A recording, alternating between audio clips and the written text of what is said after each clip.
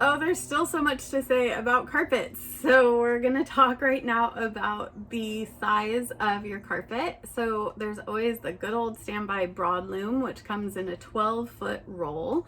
That's what you probably have in your home.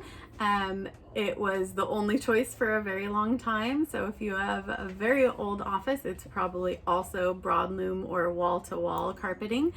And it's still a great choice, especially for smaller spaces where you don't want to see all those tile lines and changes in the pattern.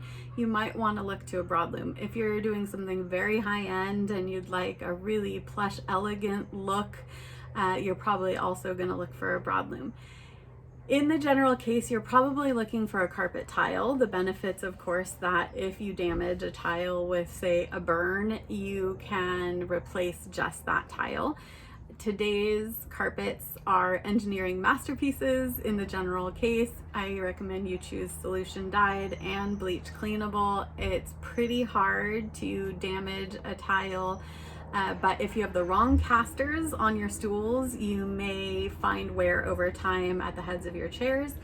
So having a tile is a great solution. And not only do we have the 24 by 24 tile, which was so common for so long, this is a Shaw collection, and you can see, oh, airplane heading overhead. You can see sort of this modular 24 by 24 pattern, and I'll talk to you about installation patterns on another video, but that is the 2 by 2 tile.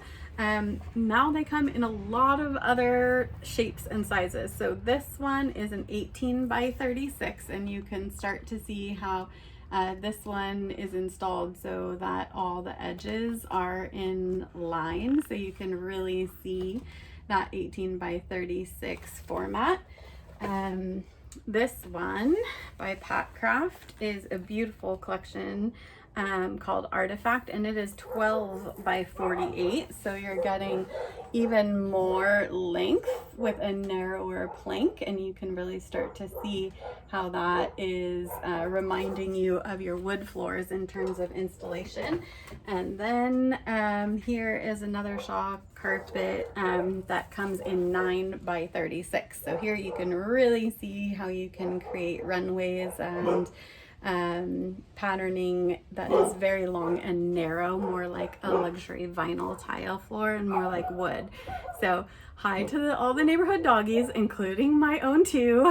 And if you have any questions about what shape of carpet you should put in your office, you're always welcome to PM me. I'm happy to answer quick questions or get into a dialogue with you. If you have recommendations or experiences, please put them in the comments for other people to hear as well. And happy carpeting.